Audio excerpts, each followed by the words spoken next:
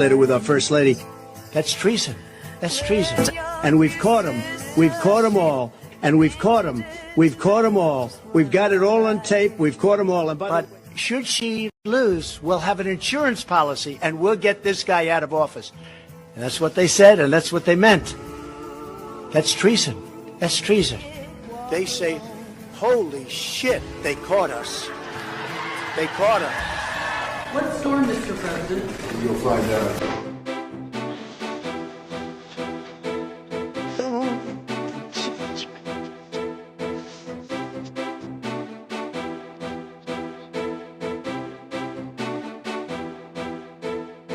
And welcome everybody. Happy Sunday, March 22nd, 2026. Welcome back to NewsTreason Channel 17 and episode 3 of Breaking the System with Eric Carlson and Patrick Gunnels. Gentlemen, another week. Happy Sunday. How are you? Great. How are you? Doing well. Doing well. I'm enjoying this wonderful hotel suite, and I'm informed that it doesn't sound like an echo chamber, so that's good. Although we may sound like an echo chamber because we have rather similar views on this stuff, but other than that, I think it sounds real good.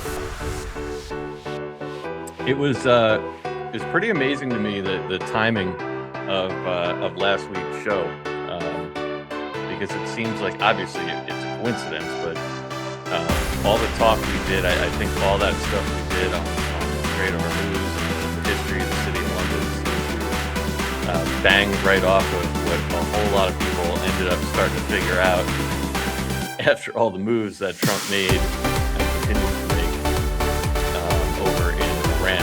So that situation is getting very interesting. Looks like Cuba's about to pop off any day. So Eric, before we're going to talk today on a little bit of a history or kind of the gold standard title of Substack, where we discuss the collapse of the gold-back system. How do we get here? How do we get it back? Obviously, top of mind subject out there. But let's start with some current stuff. What's been on your mind the last couple of weeks since we did our last show? Obviously, oil is a big topic of discussion right now. Media is a big topic of discussion. But just off the top of your head, what's your 40,000-foot view right now? I just think it's interesting that with Trump, the U.S. bombing Iran, how this is trying to use this because, as we know, they're cleaning out the swamp right now by doing this. This is all a part of the strategy to get rid of the control that the City of London has over the financial system. And I think it's just odd that 2% of the U.S. oil that the U.S.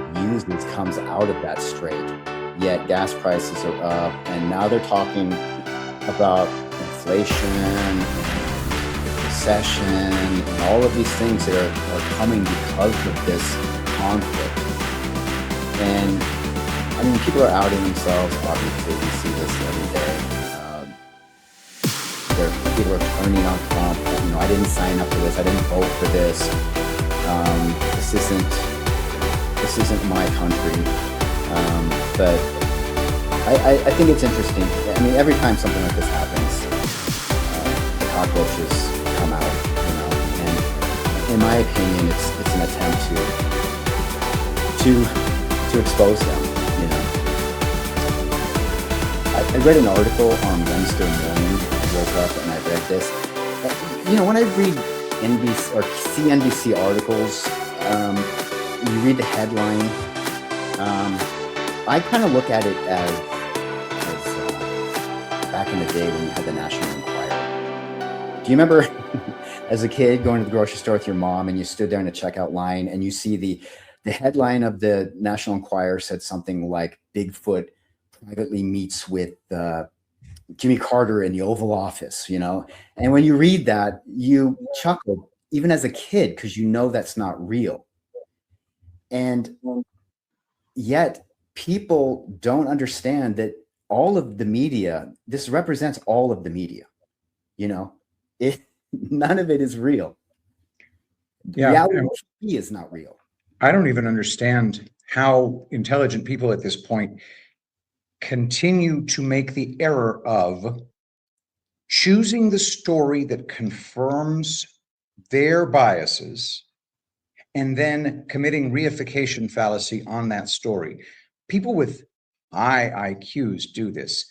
And there is no reason to trust any any number of drones, any story about a fire in the on an aircraft carrier. The only thing that I actually found believable, and let's face it, this is part of my set of biases. The only thing I found believable was Donald Trump's Truth Social post saying all that shit is AI crap and it's all that Iran has ever done, which really confirms my biases because that's what I think is real. Doesn't mean I'm right, but it's the closest thing to it. So, we have enormous numbers of people who are very pro-America first and are very anti-war. And they can easily be swayed now by influencers who will push on the anti-war aspect of MAGA. It's just, in the end, it just ends up being one giant psy war with possibly no true, real kinetic component. And I think that's going to be borne out in the end. But Eric, to what you said, it really does boil down to everything that we're seeing right now is a distraction designed to buy time. And I know I've said this a bunch of times, but to buy time while a system is replaced with a new one that will be better, will have better technology, one that will have better transparency, and one that will be more resistant to corruption. And if that can be accomplished, then any amount of deception and distraction would be worth it. Exactly. Yeah, Eric, something that you were talking about before regarding oil prices, and I think that feeds right into the moves that we were talking about last week that Trump made in the Strait of Hormuz, because for most of my adult life, and I would say most people's adult life, it's just part of the programming that said mainstream media does is quite simply war equals higher gas prices. Like, no actual thought to the kinetic movement of where the oil comes from, what the logistics are. We highlighted, I think it was last week, we were talking about how the legacy insurance, the Lloyd's of London, how they, anytime there was any type of perceived risk, even if it was manufactured, that they would simply use that as an excuse to, I think the number we come up with was upwards of 1,000%. They would increase insurance premiums. And now what Trump's done is he's sitting there saying, all right, hold my beer. Like, I'm going to take away every possible reason why you could do that, why you could raise insurance rates, why you could raise oil rates. And I think for the first time now, I'm not saying it's reached all the seagrass and everyone sees it, but to me, there's a coordinated effort being put out to expose this. Exactly what you were just saying, that, okay, wait a second, not all of our oil comes through there. And the stuff that does, we now have government insurance and Navy ships that are escorting. In other words, there really shouldn't be any reason to worry. Tim Burchett put out a great video, I think it was last week, that kind of sums this up, and I think it's a perfect dovetail to what you just said there. Let's take a listen to what he had to say.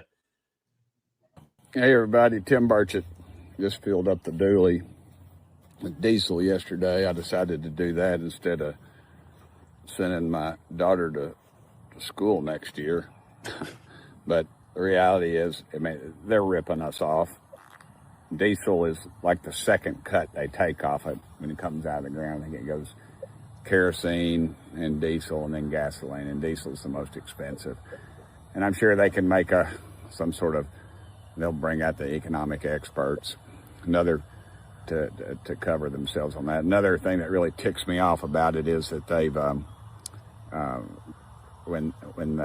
price of oil, like they say, well, it's, this, whatever happens overseas is causing this to happen. But then when you go to the hardware store or the auto parts store and you buy a quart of oil, guess what? the price hasn't gone up. But the price of the gasoline in the tank is going up, and that's gasoline that is probably months from it was in the ground, and then it was converted into gasoline at a refinery. So the whole thing is just ridiculous. It's greed, and eventually we're going to come to a point in technology, say coal turning coal into oil and gasoline, as the Germans did during the Second World War. But guess what? The technology hasn't advanced since then. It's still cheaper just to get oil out of the ground than to convert coal, which we have a lot of. And how much oil does America get from Iran? Zero. That's how much. This is a scam, and these oil companies, shame on them. They're using this opportunity to make record profits once again. So you got to ask yourself, even if we were getting it, what about the stuff that's already in the pipeline, that's already been paid for, the gasoline that's in the tank at your neighborhood filling station? How does it go up exponentially when something happens overseas? It's a scam. Gasoline goes up like a rocket, and it comes down with a parachute and never gets back down to where it should be. Technology, all that technology in the world, we're going to eventually figure out how to crack that hydrogen molecule and run our cars off of water, I think. I don't care what the scientists tell you right now. They tell you all this stuff. The man couldn't run a 4-minute mile, can't go 100 miles an hour in an automobile, you can't breathe. We're not going to go to the moon. Tim Burchett's not going to get elected to Congress. You hear all those things, but guess what? They happened. Anyway, thank y'all for sending me here. Pray for our country. Okay. It's nice to hear from Eeyore in Congress. First of all, I don't want to get too down the rabbit hole when it comes to, using a hydrogen atom. I mean, so not a hydrogen atom. Screw that. Just taking water and hydrolysis, and bam, you've got free floating hydrogen, which is highly flammable. Bam, fuel. Anyway. But the other thing is, Eric, correct me if I'm wrong about this, but the prices at the pump in the normie narrative go up because scarcity is anticipated. And if you anticipate scarcity, regardless of whether or not you've paid X for your current supply, you will now want to sell your current supply for a higher price because you anticipate it being dearer in the future. Is that not pretty simple, normal economics? Yes. It's funny. Literally today, I heard someone refer to oil coming from dinosaurs. Oh, yeah. People still believe that oil comes from dinosaurs. And they're not being funny when they say this either. Yeah. We are a child race, and we have been kept infantilized for a very long time. The discovery of dinosaurs, in my opinion, coming during the same decade as the mass production of oil from underneath the ground, it was immediate, I think, that they started referring to it that way. I think the fact that the Charles Darwin, dinosaurs, and oil, the industry, boom, those things were coordinated. Yeah. That's freaking psychotic, dude. Yeah.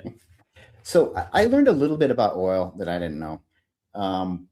We were talking a little bit earlier about the new Port of Brownsville oil refinery coming in next month or the month after that. They're going to break ground on that.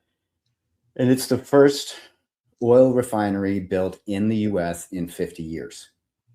Yep. Now, how is it possible that a country that runs on oil, every aspect of this country runs on oil, and they haven't built a new oil refinery in 50 years?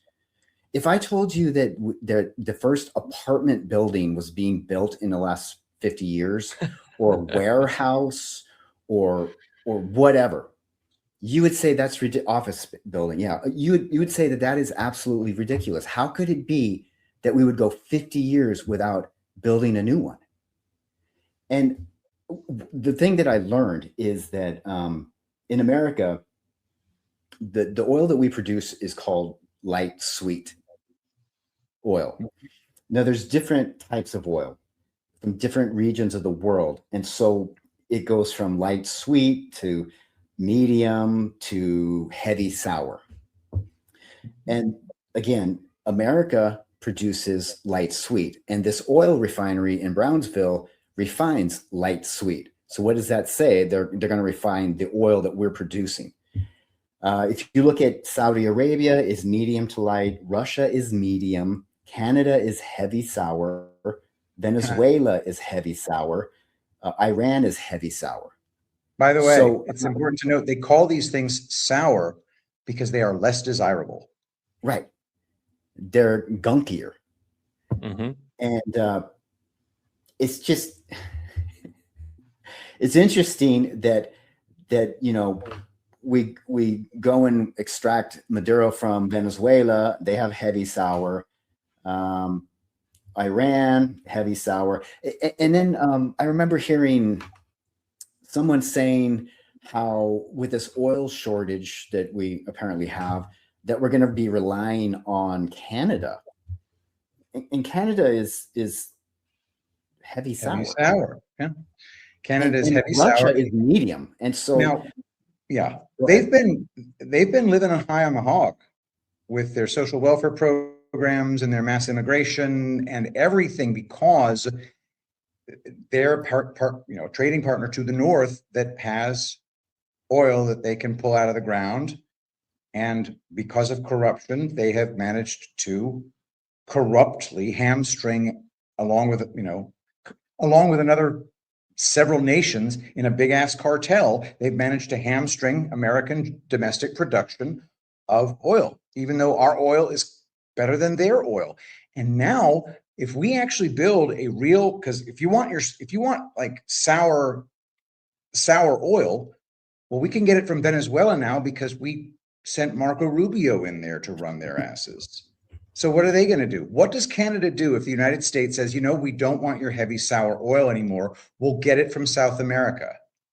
Well, I would argue that's already happening. I don't have the numbers in front of me, but this, not to get into a full control conversation, but to me, this leans right into full control because what was it? 2 months ago at best that we went into Venezuela, supposedly pluck Maduro out whenever that supposedly happened.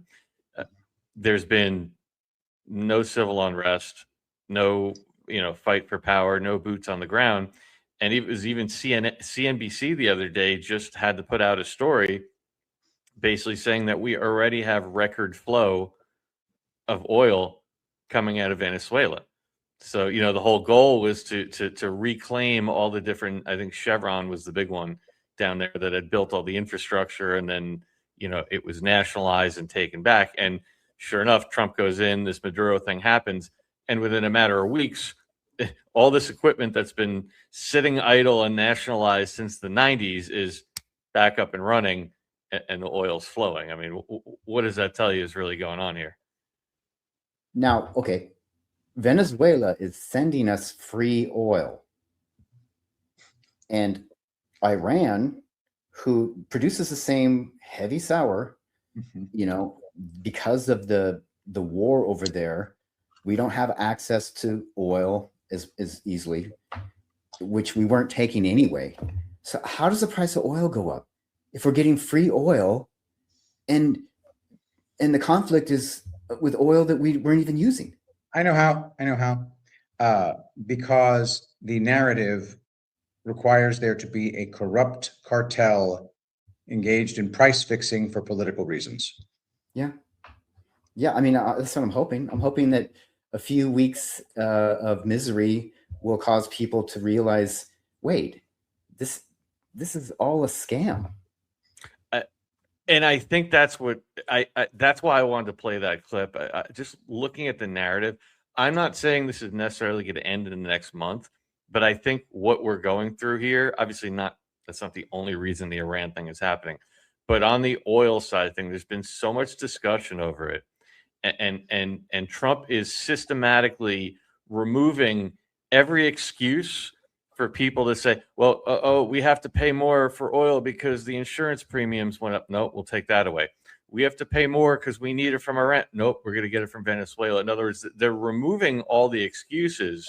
And Burchett's one of those guys I pay a lot of attention to because he seems to be out there. He's one of those people that kind of seems to be doing these little videos and kind of maybe giving us a little clue as to where we're headed. And Trump keeps saying it. He just did it the other day, I think Sunday night when he was leaving Mar-a-Lago, going back to D.C. He keeps saying it. He goes, you just watch.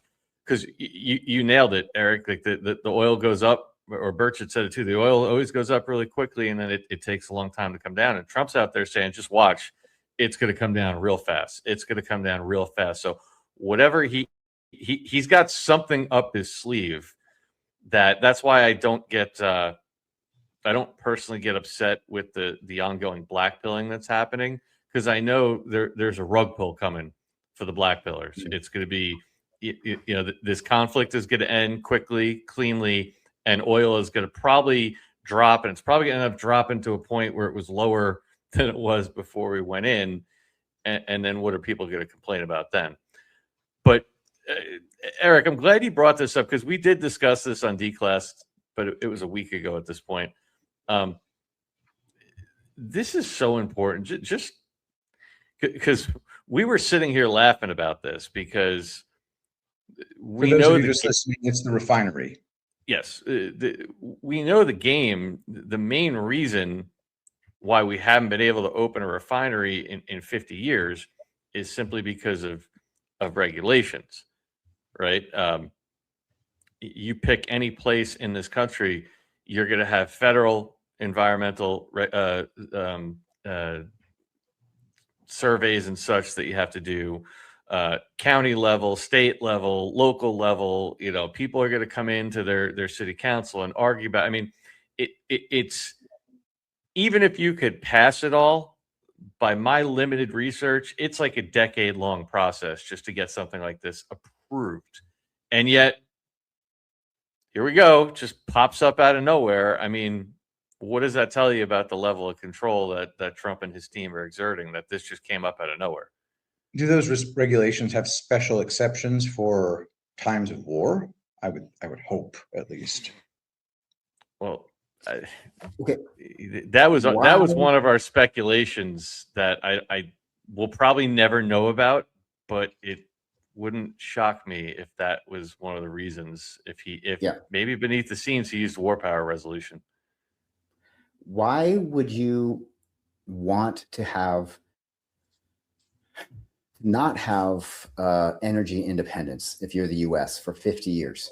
Why would you want to depend on a certain region of the world for your oil for 50 years if it's not all a part of a plan to control everything? It doesn't make any sense otherwise. Yep. Especially when our oil at home is better. Yeah. We're importing crappier oil. I was reading this article on Wednesday morning from CNBC, and it just it reminded me of how they're trying to push this fear porn right now because Trump is taking down the swamp, and they're pushing back through any means that they can. And I just thought it was funny because everything they is just so over the top.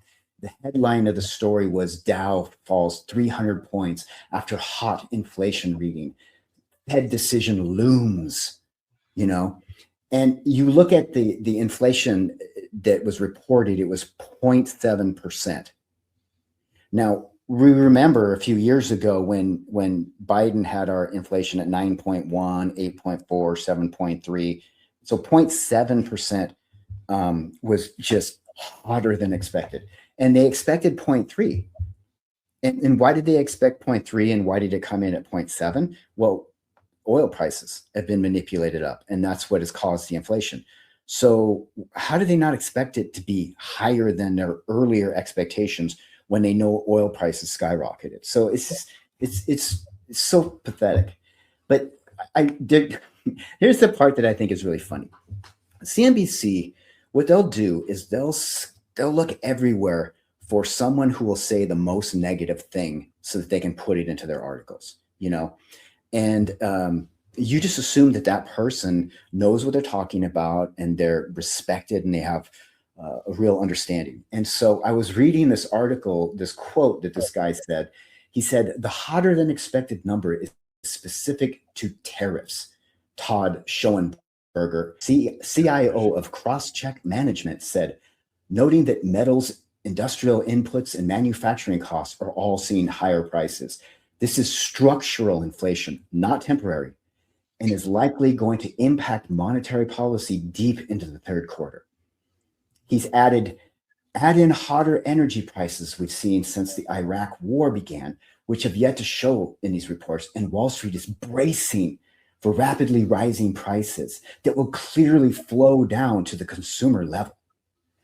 And I'm like, who is this guy? You just assume he's someone, right? So Right. I Googled, what is cross-check management? Ah, I got the answer.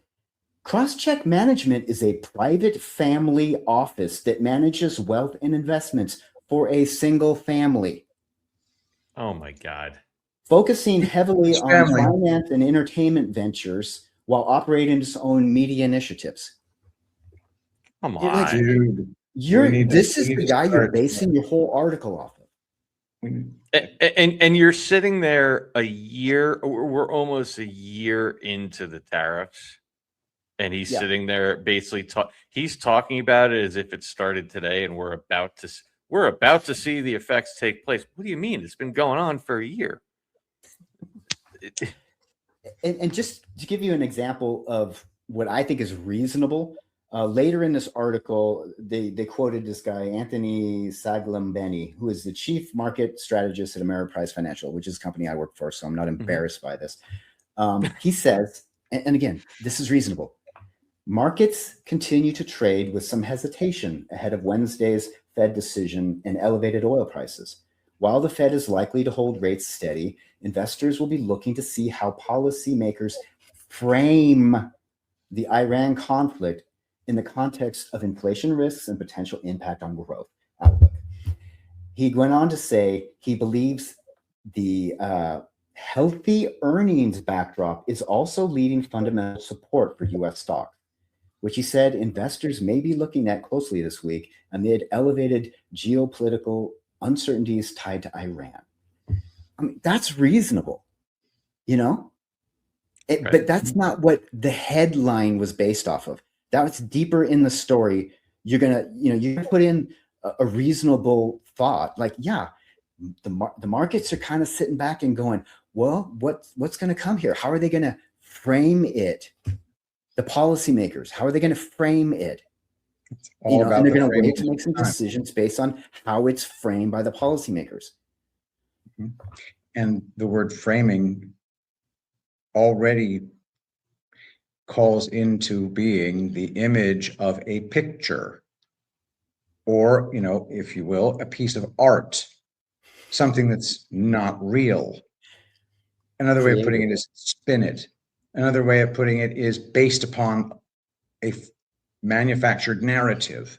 And that's our world. Everything is a rich man's trick. Yep. You're absolutely right. And I guess I'm just at the point now where I just let this play out, because I think what you're going to end up having is all these people want to spin themselves up into a fury about this war. I hate the fact that we're even calling it a war. And Trump keeps telling, he's like, I can end it anytime I want. They have nothing left. Oil prices are about to drop. My gut is in a couple weeks, we're going to be sitting here laughing at this whole thing because it's going to be over.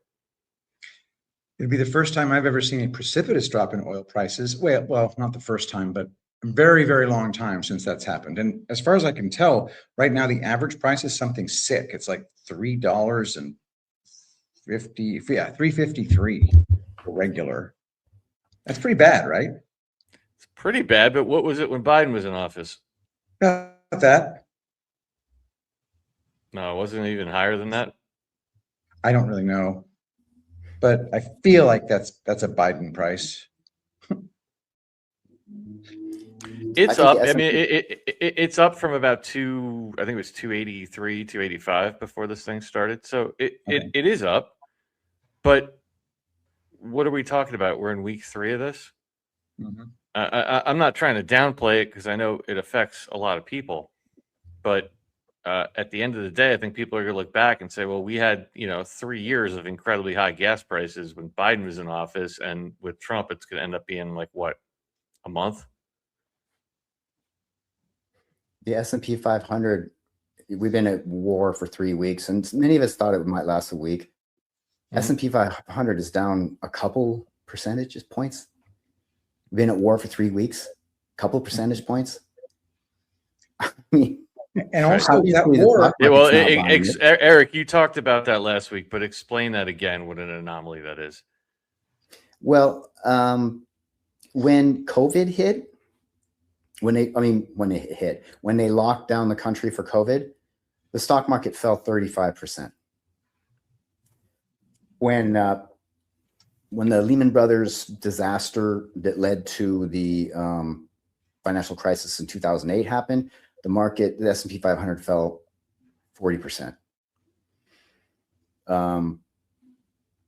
When Doge went after corrupt government or corruption in government, the market fell 19%. Now we're at war with the biggest producer of terrorists in the world. 3 weeks later, the market is down 2%. and this is a war that supposedly took everybody in the world by surprise, Right. which should make And it even more. markets don't like surprises. No, they hate it. They hate Yeah. surprises. Don't know what to say And about that. and what are we talking about? We're talking about not a crazy historically, but a significant increase in oil prices, which should have more of an effect on the market, because when you increase the price of oil, now cost of goods goes up, shipping goes up, everything gets more expensive, which is going to put a squeeze on future earnings. Yet you're only seeing a 2% drop. That Eric, to me, that, I think I'm probably repeating what you said last week, but to me, that indicates that the expectations are not what the expectations of the traders are not in line with the fear porn that CNBC and folks like that are putting out. That's the only way I could look at that. Would you agree? Right.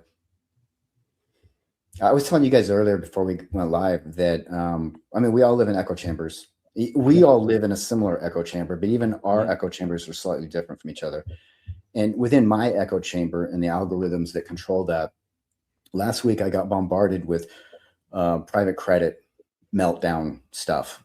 Everywhere I looked, private credit is imploding and we're going into a recession because of this. And I want to explain private credit. Please. But first, I kind of want to give a little lesson on the stock market briefly.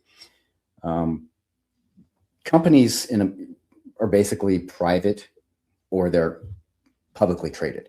A publicly traded company is a company that is on the stock market. So the S&P 500 is the top 1% of companies in the stock market. The stock market represents 1% of American companies. So 99% of American companies are not on the stock market. And people like to think that the economy and the stock market line up perfectly. You could have one company within the S&P 500 have a bad day. How is that affecting the 99.9% of American companies out there? It's stupid. But with publicly traded companies, when they want to get money to grow their business, they just sell more shares. And when a private company wants to get money to grow their business, they have to take out a loan. Now, private companies, you guys might remember when Elon Musk was given Twitter in 2022, he immediately took it private because he didn't want the stockholders to control the company. He knew it was so important that he controlled everything to keep it open, right? And so when a private company wants to grow their business, they go out and they get a loan to do that. They can get it from two different places. They can go to banks or they can go to private credit companies. It's companies that lend money to businesses. And there are benefits going either route. And the reason why companies will use a private credit company to finance their growth is, and they'll pay more interest to do that, is because they are able to bypass government banking regulations that can change and flip at any time. So it can really screw up these companies, it can really screw up these companies if they have their lending pulled at any time. Imagine if you're building a house and you got a loan to build a house and 3 weeks later they pulled the loan, you're screwed. The other reason why people use private credit is because they partner with the businesses because they want that business to succeed, where a bank just walks away after they make a loan, and they're not expected to disclose information. Everything is private. So you can think about like KFC. They don't want to give up the secret recipe, and they would have to give out the secret recipe if they have to disclose everything going through a banking loan. But private credit, you keep everything close to your vest. Yeah, it's also a lot more flexible. Like I would, even as a builder, I would use a lot of private credit. You pay more in interest for it, but also you have a lot more flexibility. I.e., let's say I didn't like the terms of the loan very much, or it was a little bit more risky of an asset. I could actually offer to the private lender, say, hey, in addition to the loan, how about we'll take less of a loan and we'll give you 10% of the profit. Right? You have that. Just a lot more flexibility to do things that traditional banks can't. And you can get your money a lot faster. Way faster. Yep. And so a private lending company, like if you're a private lending fund and you have investors that are putting money into your fund, and that private lending fund is lending money out to these companies to grow these companies, the risk it takes is in the companies that it's lending money to. So if you're lending money to a risky company, you're taking risk. Now, what the media is trying to do right now is they're trying to create this picture where private credit companies are going bust. Yes. And that is going to cause a recession, not the other way around, right? A private credit fund would implode if the people that they're loaning money to were doing bad, like they were going under. So it doesn't work backwards. You're at risk of the economy. The economy is not at risk of you going under. I don't know if everybody can wrap their brain around that, but it's like one thing does not cause the other. The other causes the first thing. And so I'm like, are people absolutely crazy? And what can happen is they can, you can create the problem through propaganda. So because the media has been talking about private credit imploding, people who own private shares of private credit companies are like, oh my gosh, I better get my money out before it goes under. And so everybody's trying to retrieve their money. And these private credit funds are designed in a way where you can't just pull all your money at once because the money has been put to work. It's allocated. So they have these quarterly withdrawal amounts. They'll allow 5% of the total portfolio to be withdrawn, every quarter, so that if someone has a hardship and they need to get their money, they can have access to it. But it's not designed for everyone to, run to the bank and get all their money out. And so some of these companies that like BlackRock and whatever, they reach their 5% max and then they shut the door on people being able to take money out. And so this has been created by the hysteria that the media created. But now the media is playing it back and saying, see, they're in serious trouble. They've closed the, withdrawal amounts. They have to be in trouble. And everything that they do is being amplified as evidence that that they're going under. And I'm just like, am I the only sane person in the room here? Because you can't just take all your money out and have the thing operate properly. No, they're You straight know? up lying. They have it. They have a set withdrawal period and a set withdrawal Right. amount every quarter. Because, for example, I'll take my lender. My lender, if they loan me $1 million, that $1 million is tied up in my project. That's going to take 2 years. They Right. can't withdraw that unless I breach a contract. They can't withdraw. Now, they could get somebody to withdraw 100,000 because they know they could replace that. So they have a cap period. If you're an investor in this project, you can take out up to 100,000 once a quarter, and that's it. When that maxes out, that's not that they're running out of money, they can't pay people. That's the structure of the loan. Now, whatever they do is painted as panic. So when they do what they always do, and that is occasionally they'll sell one of their loans to create some liquidity because they have to have some liquidity. Now, when they do that, it's evidence that they're going under, and that's why they're selling this loan. You know, so they can't do anything without it looking as though they're trying to survive a situation that they won't survive. What do you attribute that to? Do you attribute that to the fact that the legacy banks are basically getting their lunch eaten by so many new competitors out there, and they're trying to steer people back out of those things? Because I mean, actually, I think we should read through. That kind of leads me in. I wasn't going to do it, but I think it's a good reason to take a look at this X money thing that Elon is doing, because what you're describing to me, look, we're not there yet as far as any kind of replacement for the legacy banks, but there has been an explosion in alternative financing options, especially over the last 5-10 years, especially over the last 5-6, with all the the FinCEN stuff coming. To me, that sounds like media propaganda being used to scare people out of these new places and back into legacy lending institutions. That's what it sounds like to me. Would you think that's part of the case? Yeah. I think it's that, and it's possible that they've become so popular that the price of them, share values, have gone way up, and people sometimes create panic to bring share prices down so that they themselves can buy into it. Yep. Yeah, that's another good reason. So before we dive into the Substack, this is just 3 slides, but I think it's worth reading through because this came across my radar. I haven't seen a whole lot of people talking about it, but Elon's been chirping about it. He launched it beta launched it at the beginning of this month.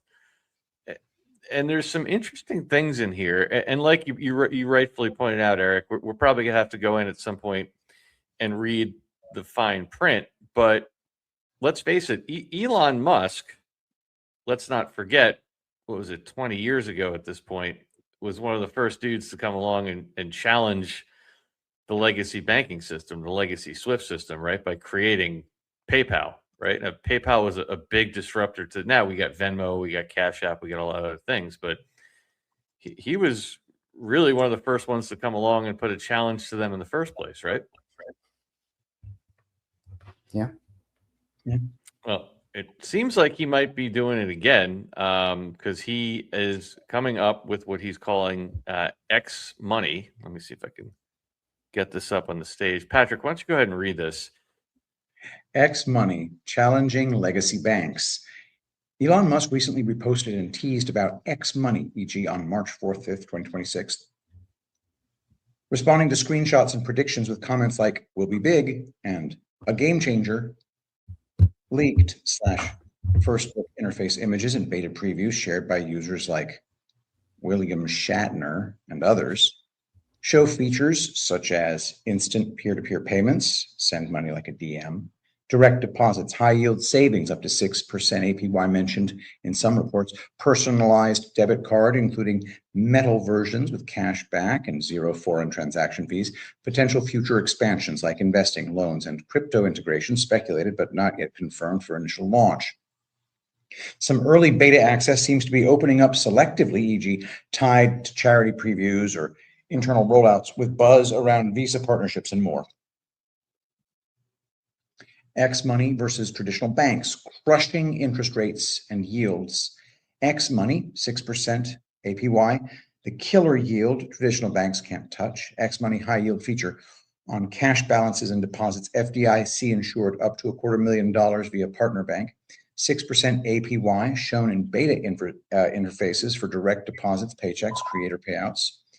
Example earnings, $250,000 balance, $15,000 a year in interest, $1,250 a month average. Everything in one account. Earn while holding for P2P sends, person-to-person sends, peer-to-peer, debit spending, etc. Traditional banks today, March 2026, big legacy banks, Chase, Bank of America, Wells Fargo, 0.01% to 0.04% APY, basically nothing. National average savings, 0.39% to 0.61% FDIC data. Top high yield online banks, Varo, Adelphi, Biobank, Open Bank, up to 4 to 5% APY, often capped, e.g. Varo's 5% only up to $5,000 with qualifiers. Others like Open Bank at 4.09%. X Money's 6% is 20 to 150 times better than legacy banks and 20 to 50% ahead of the absolute best competitors right now. Or on $100,000, $6,000 a year versus $4,000 to $5,000 max elsewhere, or pennies from the big banks. This yield plus seamless integration, direct deposit from jobs, X creators, makes idle cash work harder. Traditional banking feels obsolete. Now, I think, basically, we don't have to read this whole thing, but they're also essentially not capping your daily spend. Like, I know a lot of people have debit cards. You can only spend like $1,000 a day or whatever it is. No limits on deposits and wires. So the point being, we have to see this isn't up yet. I've just seen beta testing and things like that, but if even half of that is true, you got the richest man in the world taking a direct shot across the bow of legacy banks. That to me is pretty damn significant. Yeah, it's got to be terrifying to the banks. You sound like you want to say something, Patrick. I just need to see it, because if there is direct peer-to-peer payments and they're instantaneous and it's able to pay interest and it's somehow turning a profit, then the old rules don't apply in any way. I'll just give you an example from my business. Instant peer-to-peer payments, man. Like, when you buy something from Tulip Blooms on a Friday, for example, I'll fulfill the order immediately. The money will come to my Shopify account, which is based on Stripe. Mm-hmm. Shopify will hold that money until about Tuesday. Right. Now, if I, on the other hand, have a bunch of shipments that I made and I need to be charged for my shipping balance, well, they'll take that out on a Sunday. They'll do it without batting an eye. I'll have to pay it, even though the money that I was paid for it is still being held by Shopify. Correct. This kind of crap would be completely made obsolete by something that offered peer-to-peer instantaneous payments. Now, the entire reason given is that, well, we've got to hang on to the money because they're sending money costs money, and we got to blah, blah, blah. If that paradigm ends, a lot of other things end as well. And I think it's going to. I think this is all signal. Go back to Breaking the System episode 1, right? What do we talk about? The SWIFT system and the scam that is, right? The scam that I just made a wire transfer to my landlord. I think it's in the same damn bank account, and if it's not, it's pretty close. Same bank. And I pay the extra fee. And what is today?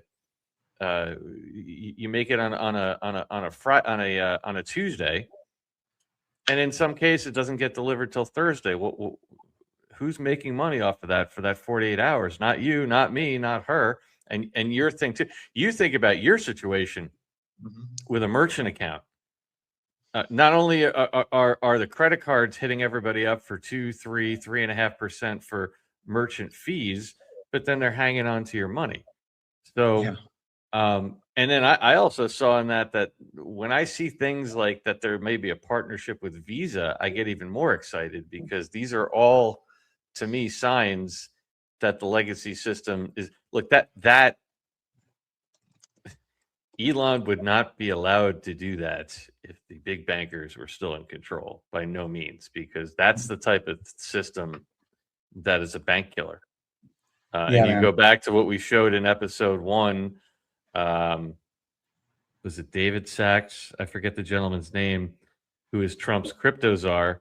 And he announced last July that they're going to be launching a revolutionary new peer-to-peer payment system. To me, this is some major signal right here. Yeah, it's hard to overstate the drain on the resources of the people of this world by the financial scams that take place. Now, we have such unbelievable cartels that control all the apps, they control all the free speech platforms, they also control all the economic platforms. For me, and by the way, Shopify is great. The interface is divine. It is sublime in every way. However, it's a freaking cartel, dude. And that cartel is created, in my opinion, corruptly. There is no way out of it unless you go to some other cartel member, and they do, and Shopify and the other one collude together. But there is no way for me to tell Shopify, fine, I just don't want to use your payment solution. I want to use Stripe, even though you use Stripe, but I want to use the Stripe that I have access to, so that in a pinch, I can do an instant download of all this money with a 1% fee anytime I want. Nope, that is unavailable. Even if you use our super duper premium version, no, never. We always have to be able to hang on to your money, because hanging on to your money is the bulk of the game here. If they really are putting something together like that, man, dude, that's a huge deal. Well, I think that, the reason I want to bring it up is because I think, look, we're going to talk, we're going to do a little history lesson today in Eric's Substack about the collapse of the gold-backed system. And obviously one of the things many of us believe is that there's going to be some form of that gold-backed system coming back. And obviously there's a lot that goes with that.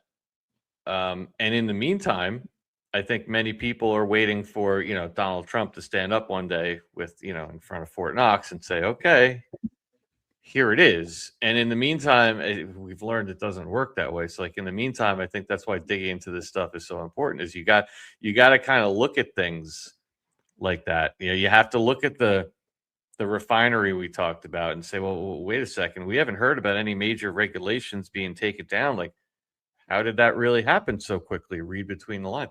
How is Elon Musk able to go out there and put something like that? These are the signals that you have to look for, which ultimately you start to put them all together and they arrive at shifting towards a new system. It's not just that you're going to wake up one day and somebody's going to stop the whole presses and say, hey, look, here's your gold. Here's our new money. You have to look at the things like that.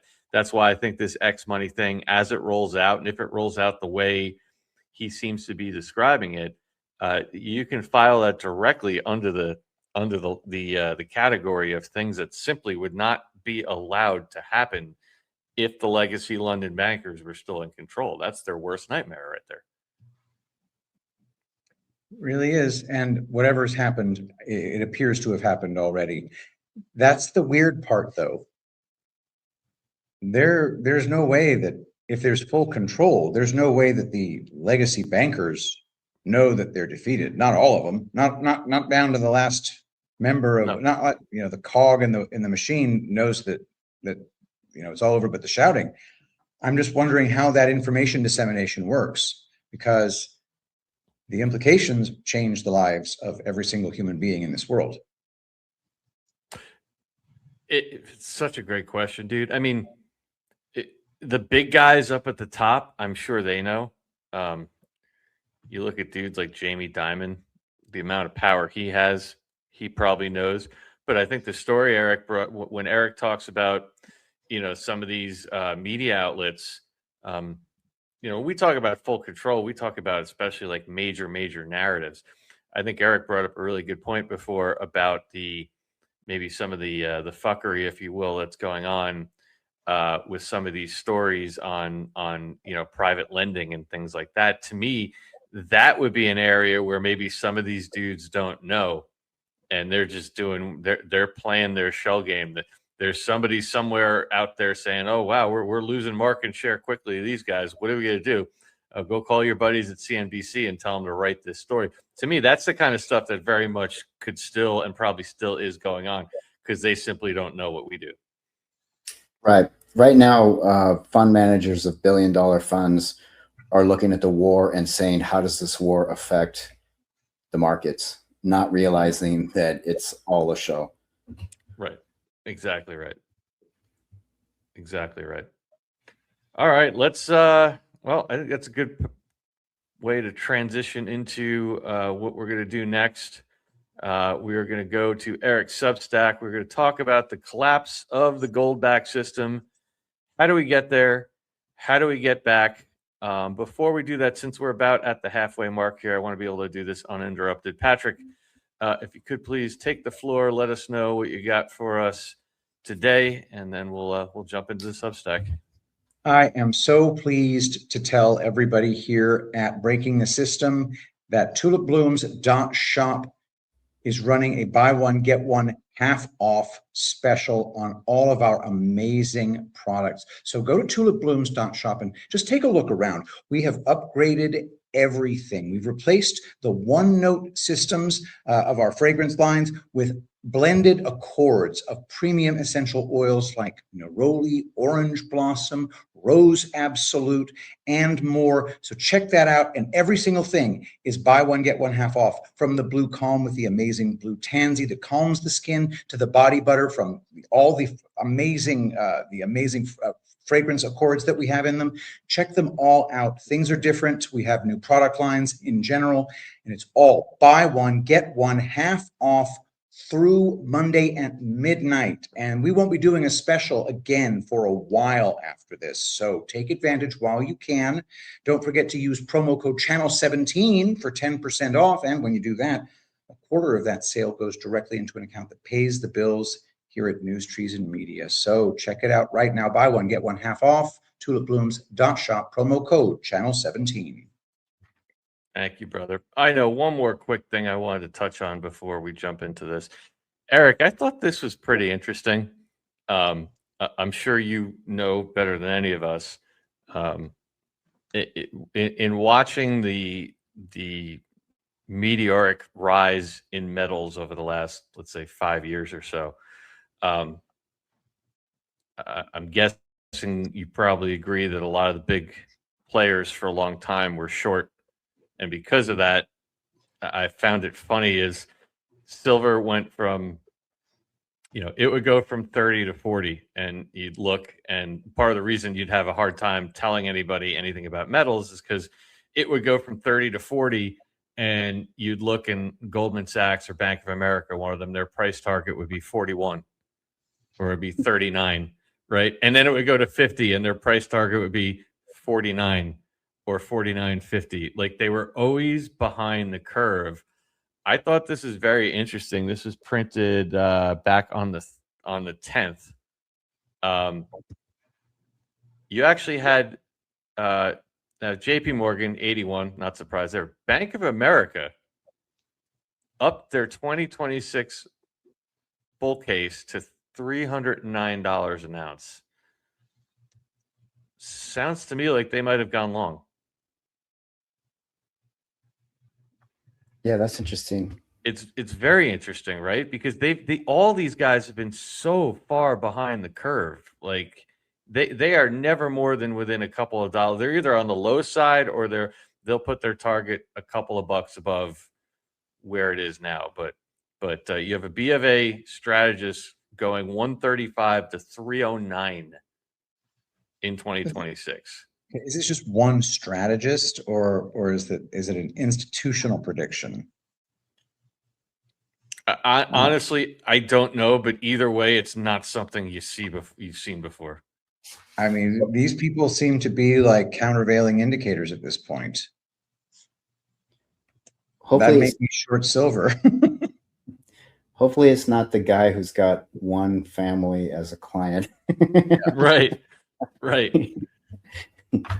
But that seems like a really big variance, though. What did you say? 159 to 309. 135 to 309. Yeah, that seems like. I mean, geez, that's not even. You're not zoning in at all. I mean, that's huge. Look, actually, let's just forget the 309. Let's just take the 135 because those charts I had there are a little old. They're 85. We're down at about 80 right now. But even a B of A guy to come out when you're sitting in the 80s and go to 135, it's not what we were seeing before. I just thought it was interesting. I don't know if it means that B of A has gotten out of the short game and going long. I don't know if it's just a product of some of these banks can't ignore what's been happening anymore. But all I know is this: it's the first time I've seen in the last 5-6 years that I've been following this, that any of the legacy banks are even acknowledging the possibility that there could be some significant upside like that, because typically they just want to stamp on it. And that's one of the reasons, I'm sure you know better than anybody, Eric, you try teaching somebody about metals, and what do? They're going to go on Google and they're going to see, price targets that's $1 below where it is right now. And they're going to say, why the hell would I want to invest in this?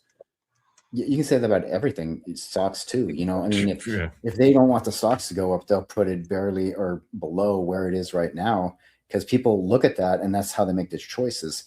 If they see, oh, that could really pop, then they'll buy into it. And if they see that it's already maxed out, they'll not choose to. So I mean, you can manipulate the market that way by putting out these fake numbers that you think that they're going to be, but then at the same time, you can put these exaggerated numbers out if you want people to buy, because you're holding that stock as well, or that precious metal. So is it a matter they want the price to go up, or are they finally now being released to say what they truly think, where before they were forced to downplay it? It's tough to say. It is tough to say. It's interesting, and I'm going to keep my eye out for more of this. But that one really jumped out at me, that all of a sudden, they're taking notice of it. And I would, you're right. It could be that maybe Bank of America went long, or maybe they just can't ignore it anymore. But it's worth considering. I just thought it was very interesting to keep an eye on. Yeah, that's definitely something to monitor. Yeah, definitely. And on that note, let me thank our second and final sponsor here, our good friend Matt Geiger from Verity Metals. By the time you guys watch this, I know many of you will have met him down at Threadfist. I call him the David Becker of metals. Great guy, anon like us. And as a reminder, he does not just do IRAs. He is also a great point person to call just for individual metals purchases. No order is too small. So we'll hear from Matt Geiger. When we come back, we'll jump into Eric's Substack. Your financial advisor isn't going to tell you this. Your bank won't mention it. And your 401k custodian, they're hoping you never find out. You can convert your retirement account into physical gold and silver, real metal in your hands, or stored exactly where you decide. It's called a gold IRA rollover, and it's 100% legal, 100% IRS approved. And your financial, quote, experts, they don't get a commission when you take control like this. Wall Street wants your money in their system, in their accounts, where they control it. But physical gold, that's yours. Can't be hacked, can't be deleted, can't vanish when the market crashes. Verity Metals, we're the experts they don't want you to call. Convert your IRA or 401k into gold and silver that you can actually hold. Call 480-717-9081 or visit veritymetals.com, because your retirement should be in your hands, not theirs. Present company accepted. Obviously, Eric Carlson well knows about metals.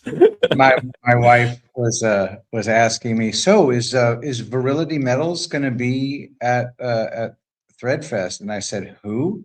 She said, Virility Metals. Verity Metals. I know, that was what made me. I would love my company to be called Virility Metals. It means I have, like,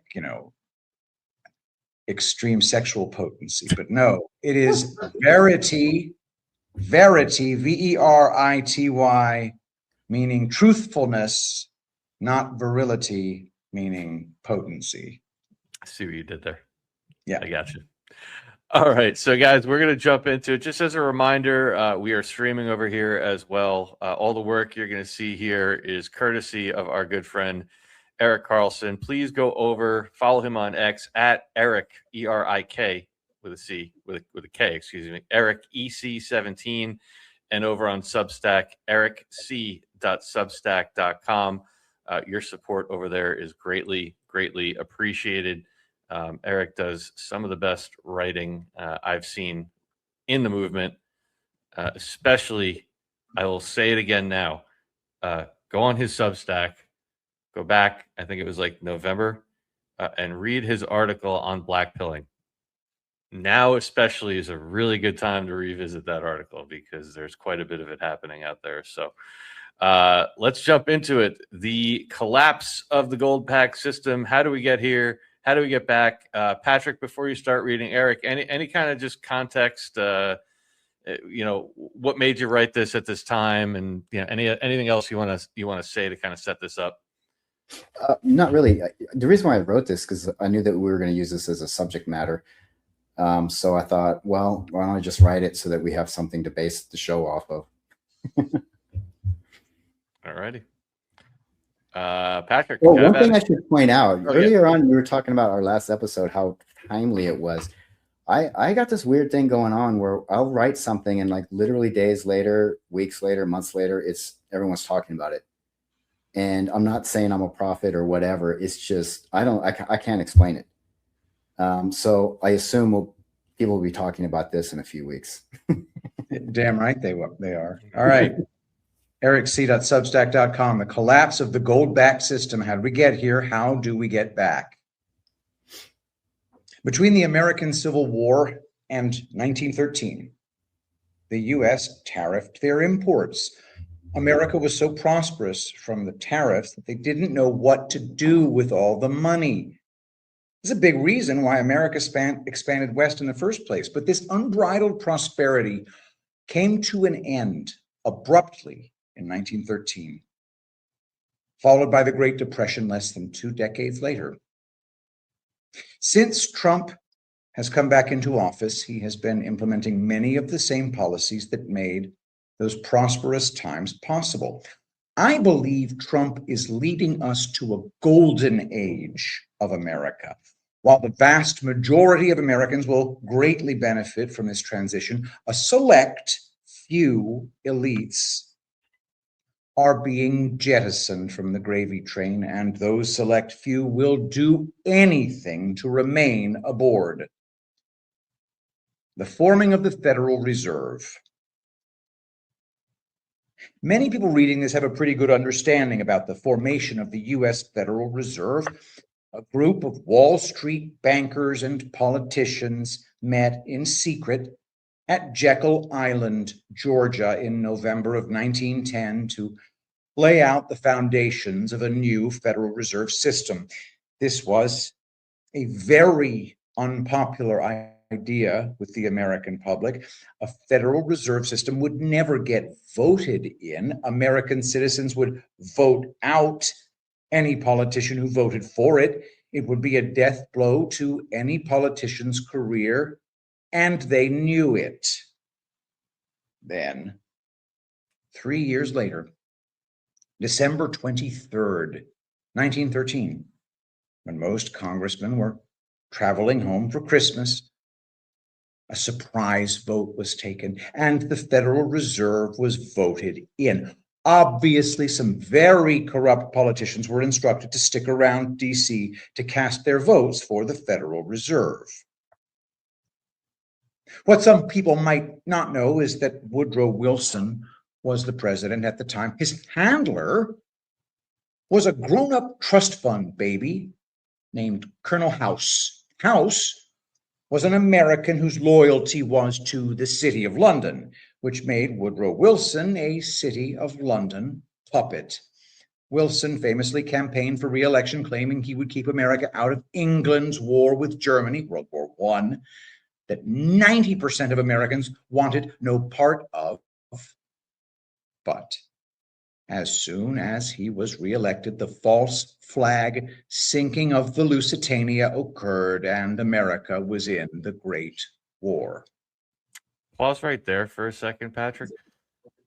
Important point about the November 5th, 1912 election, which I didn't even realize till we did a whole piece on this with Mike King, is that Wilson was this kind of Democratic nobody out of New Jersey, and he really didn't stand a chance. It would have been Taft that would have gotten in, and Taft was a pro-tariff, anti-tax type of guy. And what did they do? But they rolled out good old Teddy Roosevelt out of retirement, and they used him to split the Republican ticket. Thereby, Wilson won, getting just 41% of the vote. So if Taft had just run unopposed, he likely would have won. But they pulled out Theodore Roosevelt, the war hero, and they put him in, and they had a three-way, and they split the Republican vote. And Wilson got in with just 41% of the vote. So he was, in my opinion, from my limited study, he was installed to do everything that Eric is talking about here. Yeah. Good grief.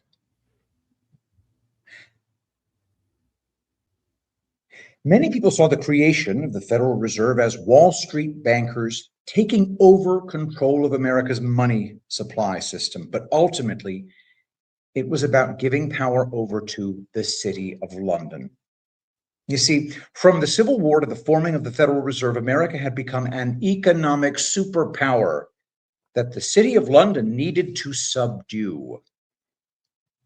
The Federal Reserve System was the beginning of a fiat system in America, where the US currency was no longer backed by gold. Money was now printed out of nothing, backed by nothing other than the perceived power of the United States government. This creates inflation.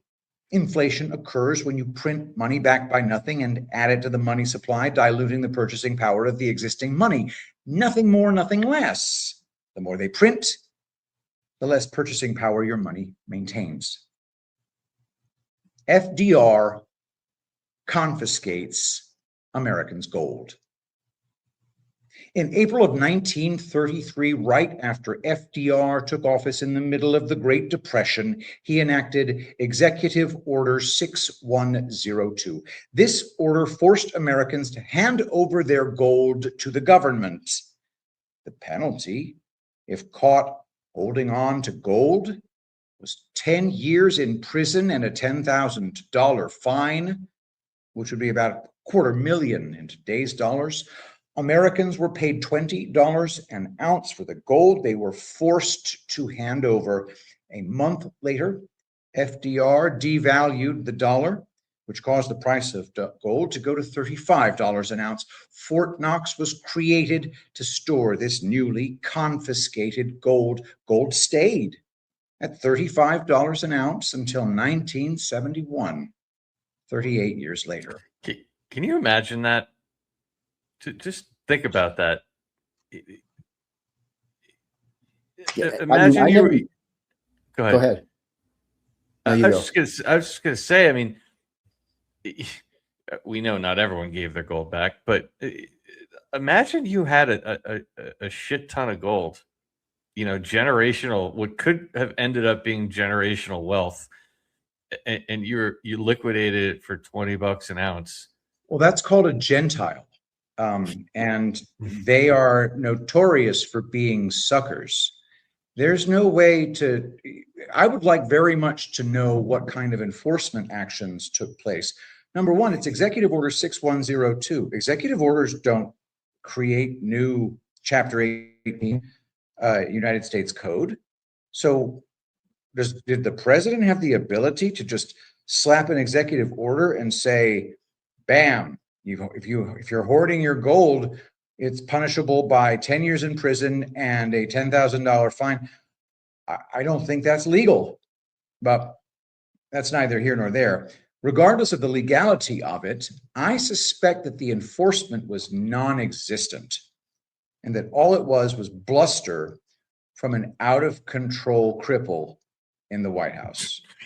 Well, that's a good point. One thing I didn't realize is that this is the reason why they built Fort Knox. They built Fort Knox to hold this gold that they confiscated. That's a lot of gold that they confiscated. And the thing about gold, and I didn't realize, it's like, how many decades could you not have gold? I mean, that was insane to think that it went on that long. But if you own gold and you kept it, you couldn't use it. You couldn't go and sell your gold, or it was just, and after 38 years, you might be starting to think, am I ever going to be able to use this stuff that had been, this has been buried in the backyard for 4 decades, Right. And then one day they just decided that, it's not illegal anymore. But yeah, I mean, gold is useless if you can't sell it, right? Or if you can't buy stuff with it.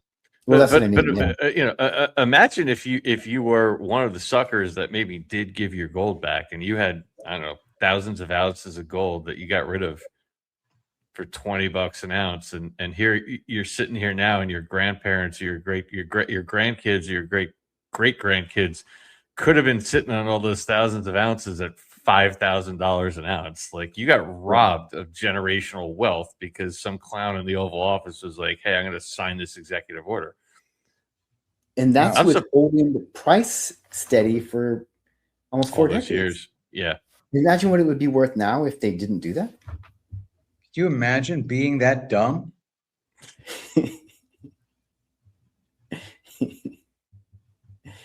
I don't know. My gold would be lost at sea. Right. I'd have gold teeth. Yeah. Right. Exactly right. Yeah, but Trump's a tyrant, right? Yeah. Let's keep So going. maybe that's why he made gold toilets, Yeah.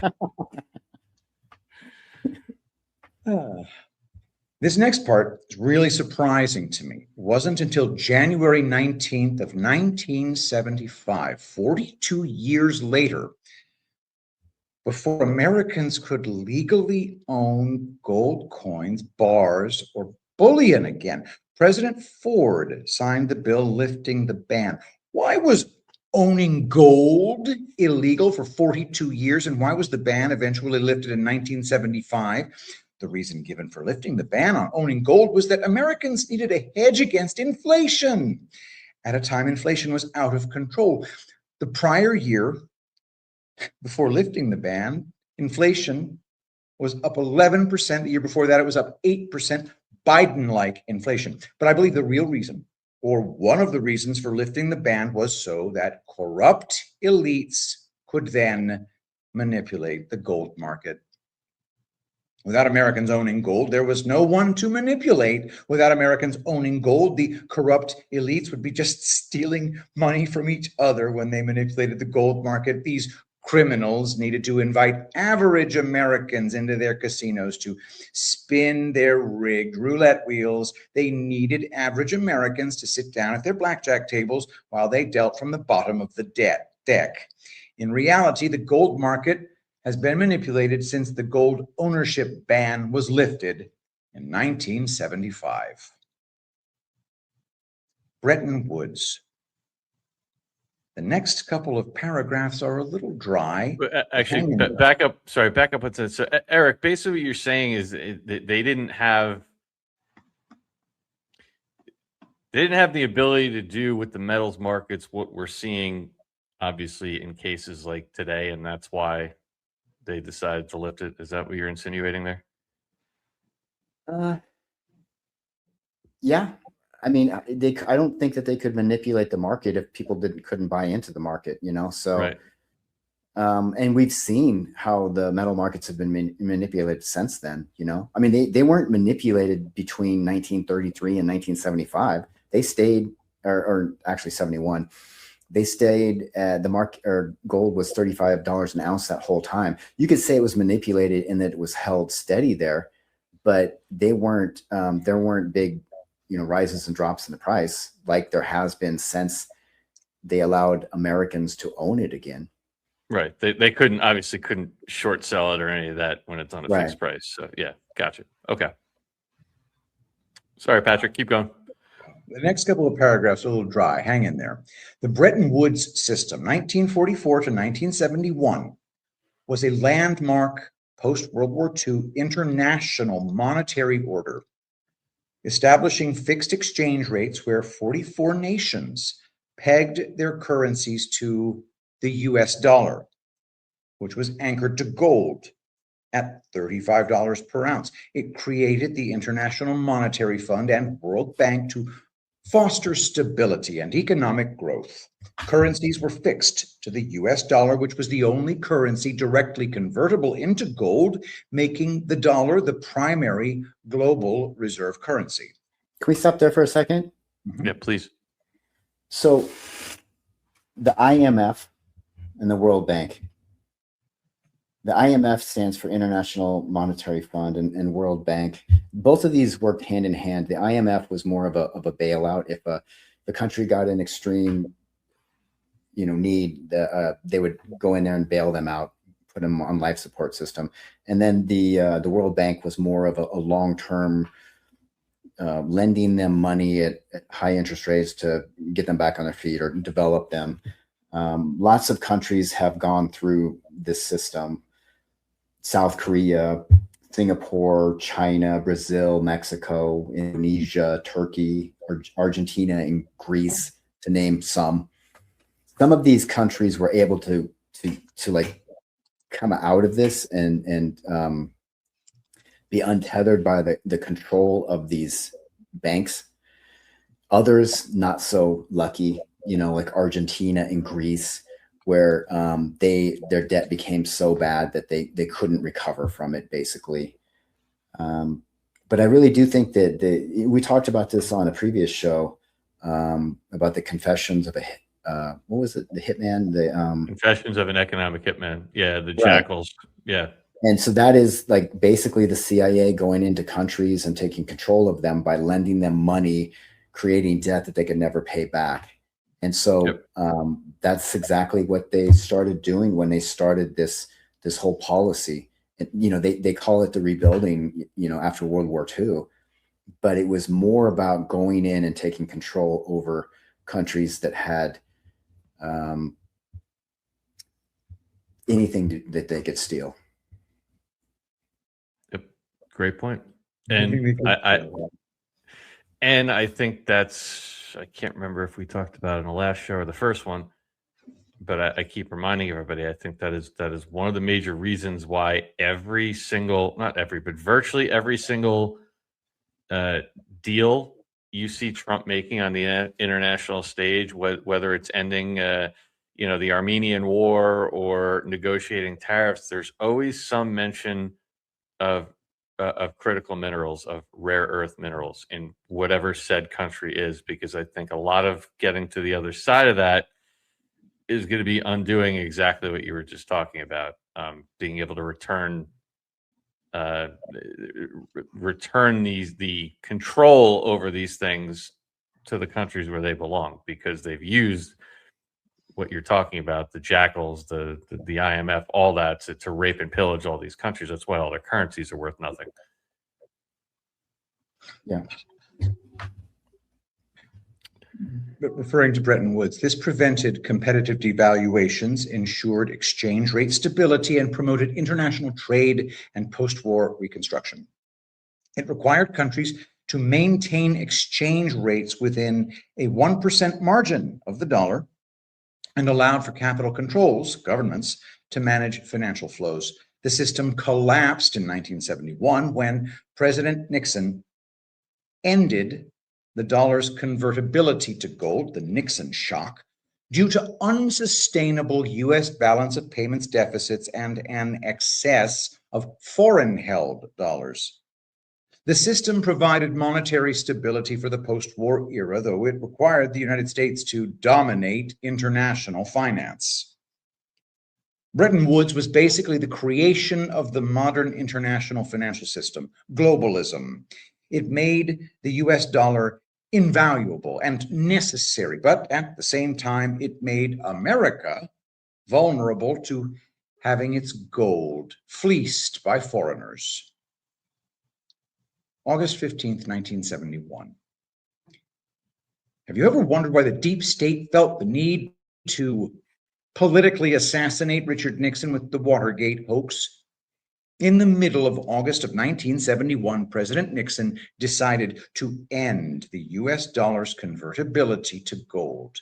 The Nixon shock of August 15, 1971 was a series of emergency economic measures implemented by US President Richard Nixon, most notably ending the direct convertibility of the US dollar into gold. This decision dismantled the post-World War II Bretton Woods system of fixed exchange rates and moved the world toward a floating currency system. Essentially, a country's currency value would move up and down according to supply and demand, more of a free market for currencies, the concept that capitalism was built around.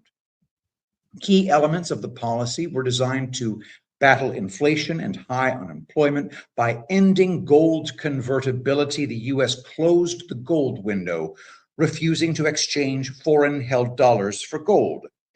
A 90-day freeze on wages and prices was enacted to fight rising inflation, and a 10% tariff was placed on imported goods to protect American industries. Sounds kind of familiar.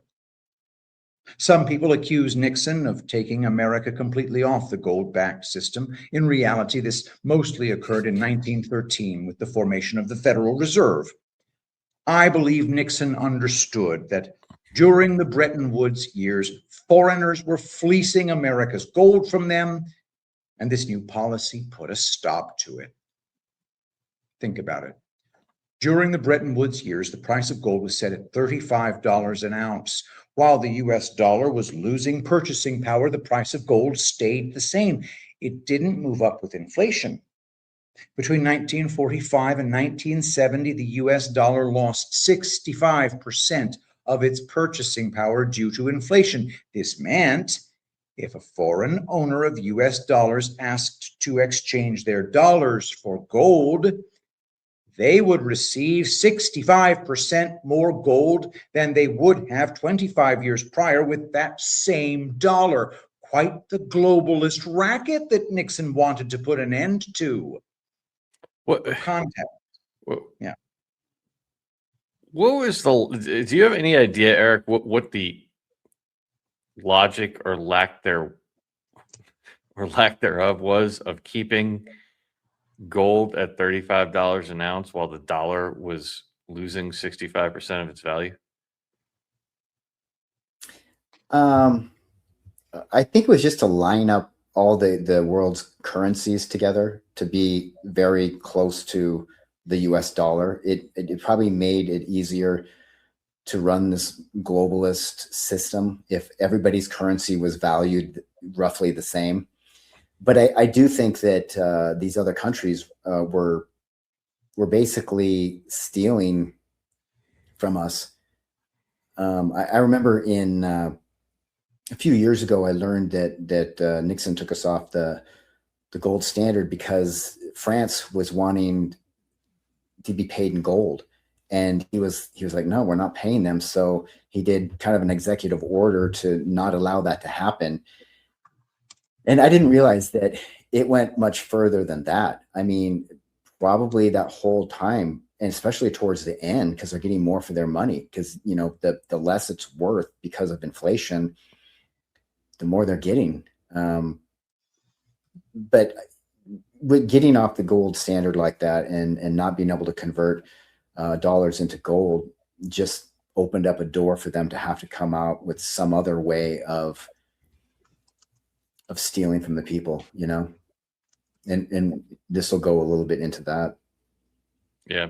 And before, because we're about to get into this piece, just to give people an idea, pull that down, add this up. I'm sure most people have seen this chart. But if you go back to 1913, what was $1 in 1913? You see where it hit in 1933, the executive order that Eric talked about on making it legal to hold gold coin, 1944, the Bretton Woods Agreement. By then, I guess we were down to about 62 cents or so. By 1971, when Nixon closed the gold window, which is where we are in the article right now, we're down to about 35 cents. And as we sit here, this ends in 2019. Some people would argue it's a little bit lower, probably about 3 cents.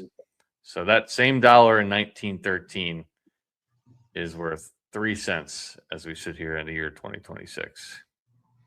From what I understand, that dollar from 1913 has the same purchasing power of $1 100 years before that. So that this whole idea of inflation didn't even start happening until 1913. Yet people make excuses for why things cost more. Oh yeah, well, it's just inflation. It's like, no, it's a man-made creation. Yeah. It's an invisible tax that we pay. Yeah. Well, when I get into that debate with somebody, because they immediately go to things like iPhones and things like that, I'm like, okay, what about an Apple? Right? Not an Apple iPhone, like an actual apple. It grows on a tree. You pick it. Explain to me why that is $3 now and it used to be 5 cents. Like you get, and in the case of things like agriculture, if anything, the labor cost is a fraction of what it used to be, because so many things are done, harvesting, seeding, and things like that are done by machine. So you could almost make the argument that things like produce and fruit and other things should be less than they were 50 years ago, because you're not using manual labor and paying hundreds of people to go out there and pick it. It is comical that people, well, it's, it's inflation. Of course it's going to be more. Why? You're 100% right. For my limited studies, it didn't exist before 1913. Yeah. Or we get the Federal Reserve. Their job is to make sure that we maintain inflation at 2%. Why? Why can't it be they're zero? controlling it. They're controlling inflation from becoming hyperinflation. Right. It's insanity. For context, the average home price in America in 2026 is $397,000. 25 years ago, it was $165,000. Imagine if you could buy a house today at 2001 prices. This is kind of what foreign dollar holders were doing with gold until Nixon put an end to it. But don't ever count out the globalist swamp creatures and their ability to drain the people of their blood. With the ending of Bretton Woods, a shift to controlling the world through the petrodollar began. Oil became the commodity now used to enslave us and to enrich the globalists. Now a new need to create tension in the Middle East began. Keep the price of oil high. Keep everything to do with the extraction and distribution of oil high. There's been a lot of discussion about getting America back to a gold-backed dollar. How exactly does that work? I don't think it means dropping a nuclear bomb on lower Manhattan. I don't think it means creating a scenario where 25% of Americans become unemployed. While I don't think the US dollar will ever be backed dollar for dollar by gold again, I do think going forward, US dollars will be partially backed by commodities. That could be anything from gold or silver, cryptocurrency, or maybe a combination of commodities. I don't think we'll ever go back to a true one-to-one backing, but enough of a backing to keep the Federal Reserve from churning money into the money supply, devaluing the dollar, and creating rampant inflation, the invisible tax. Stop right there for a second. Before we have anybody jumping off a ledge in the chat, explain this in a little bit more detail. What do you mean by that last paragraph? Which one? Which paragraph? Where you're saying, because a lot of people are of the belief that we are going to end up with a gold-backed dollar. And again, this is opinion, but you're saying... Oh. Yeah, I just don't way. think it's going to be dollar to dollar. I think it's going to be, they're going to have some kind of backing.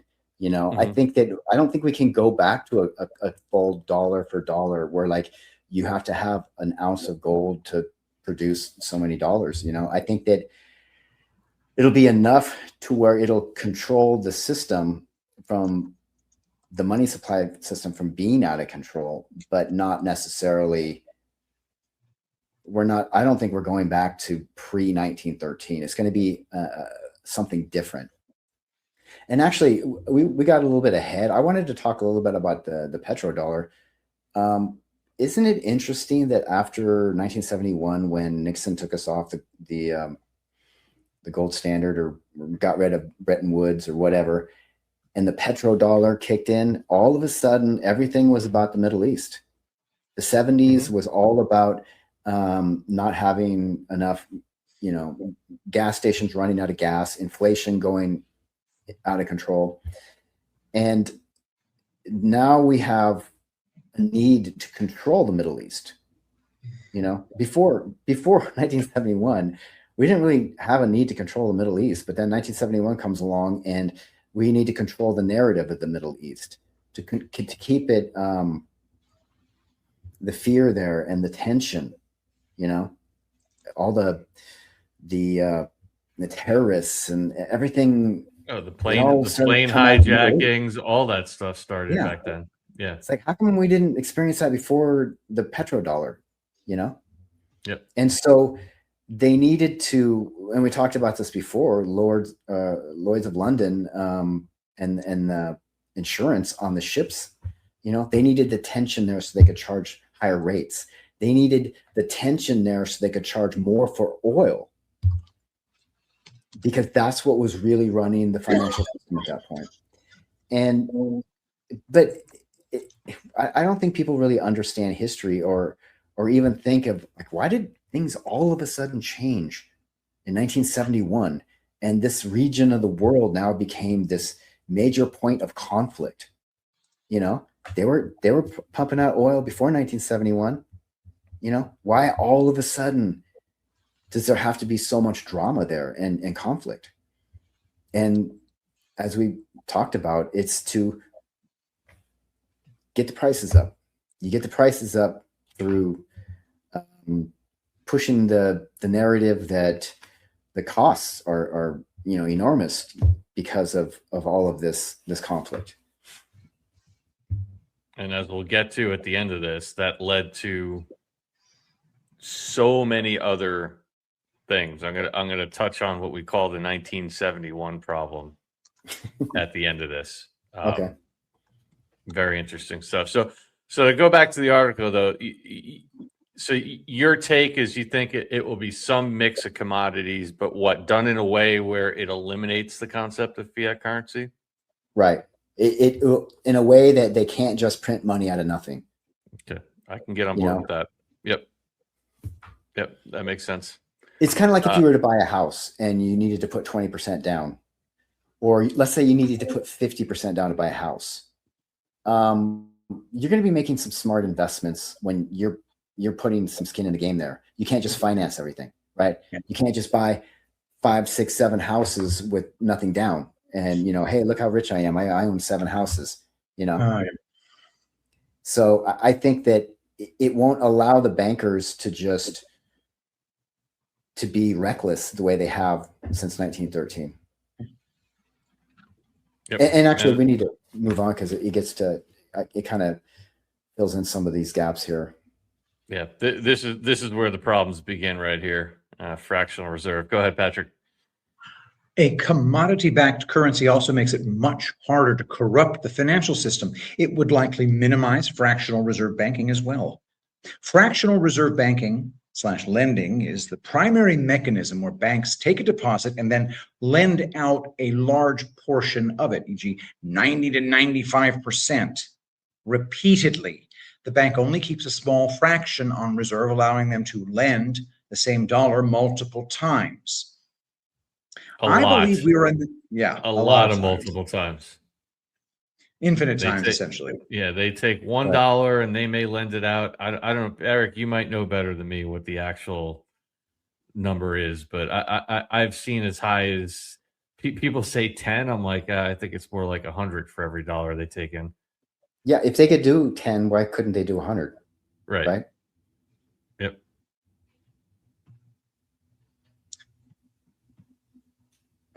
The bank only keeps a small fraction on reserve, allowing them to lend the same dollar multiple times. I believe we're in the middle of a financial transformation, a transformation that will turn the financial system from being a debt slave master to being a system that supports Americans. It won't happen overnight. The process won't be completely painless, but I believe it's already happening. The evidence is too overwhelming to ignore. Evidence includes Trump switching the U.S. from LIBOR to SOFR for short-term interest rates, overnight cash lending between banks and big funds, taking power away from the City of London and bringing it back to the U.S. Trump banned CBDCs, central bank digital currencies, claiming they threaten privacy and dollar sovereignty.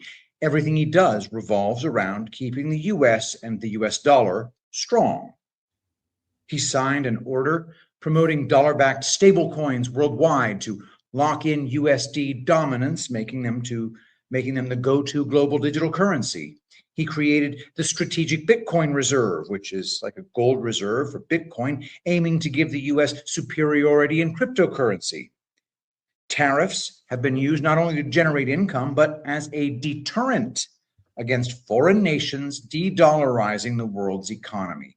BRICS has all but collapsed. Maybe we aren't really going back to a gold-backed dollar, but what we are doing is its equivalent, its modern equivalent, maybe a better version of it. My advice to everyone during this transition is relax, stay out of the kitchen, and let the man cook.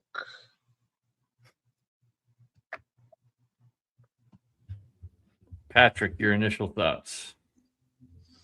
It's the closest thing to my reality is what I read in that paper. The stuff that really matters is the financial transformation. Without that, none of the rest of it matters at all. But in order to make that happen, you have to pretend you are weak when you are strong and pretend you are strong when you are weak. I don't see any reason to assume anything else here. Yeah, and I want to be clear because I'm sure there's people that are going to flip out because they're going to selectively read, what do you mean no gold? That's not what Eric is saying. He's saying it may not be a complete one-for-one, but he's saying it would be a component. Gold would be a component. Silver would be a component. Cryptos would be a component. The most important thing to restoring the value of the dollar is not necessarily just gold. It's the fact that it would be a finite number, meaning not fiat. That's how you restore the value. That's how you inflate. You could tie it to bananas. It doesn't matter as long as it's tied to something and they're not allowed to continually print it into oblivion. So before everyone goes and jumps off a ledge about the gold world, just keep in mind, he's presenting a very similar thing to what we've all been theorizing on, just slightly different. The key thing is not necessarily what's backing it. The key thing is it backed by a basket of commodities, a basket of things that doesn't allow it to be printed into oblivion anymore? That's what will restore the value of the dollar. I feel like so many people in our community are wanting the US dollar to implode. And Yep. I just don't get it. I don't get it because, and so on one hand, they're this big Trump supporter, and on the other hand, they want the US dollar to implode. And if they look at what Trump is doing, everything that he is doing is to strengthen the US dollar. He doesn't want the US dollar to implode. So why do you want it to implode so much? Yep. We lose all our superiority if it implodes. You know, he's making tariffs and deals with people to get them to continue on using the US dollar. Yeah, I don't want the dollar to implode. I'd love to see the derivative bubble implode and take out some of the banks, but that's Right. just wishful thinking on my part. But you don't need to collapse the dollar to do that. Right. If I was to meet, this is a weird thing to say, but if I was to meet Trump, one of the things I would want to know is where does he want the dollar to be? Because if you look at the dollar, it's at like 99.76, the index, and so like it's compared to other currencies, and so like a 100 would be average, or where it would be if it's over 100, then it's got it's higher, obviously. If it's lower, it's lower. And so like right now it's at 99.76, but my thing is like, where does he want the dollar to be? Does he want it to be at 95? Does he want it to be at 105? Where does he want it to be? I think he's purposely trying to make it lower. He said this just a couple weeks ago. He was asked about the dollar value coming down, and listen to what he said. President, with the current value of the dollar, do you think it's declined too much? No, I think it's great. I mean, the value of the dollar. Look at the business we're doing. No, dollar's doing great. So he was asked if the dollar is declining too much. He's like, no, I think it's great. I think he's doing that to spur investment right now.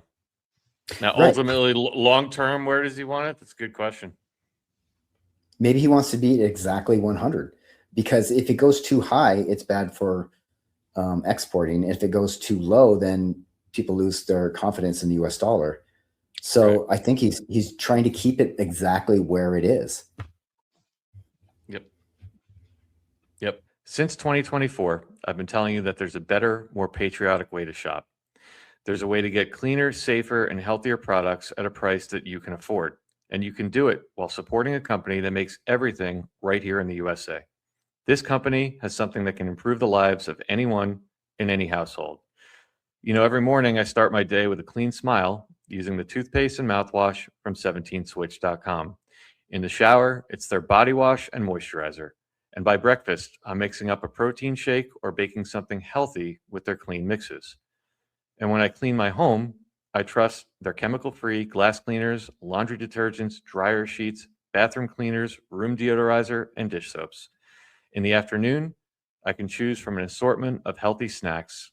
And at dinner, I enjoy the finest, cleanest, and tastiest beef available anywhere in the country. I believe in 17 Switch because for over 40 years, they've stood up to big box conglomerates that don't have our best interests at heart.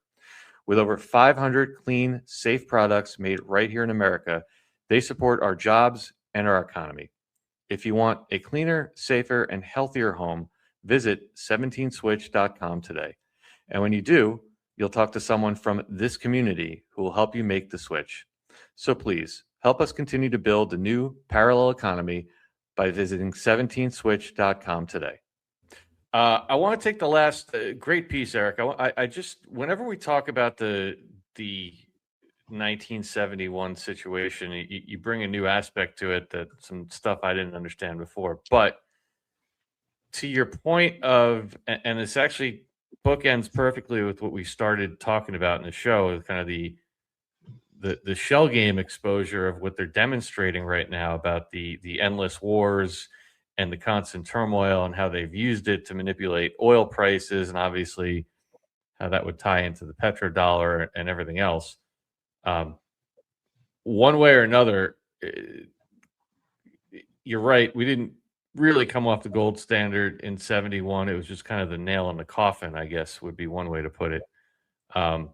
But no matter how you look at it, have you ever studied any of these charts that are linked to what's known as the 1971 problem? No. It's pretty fascinating. I'm not going to be able to go through it in complete detail, but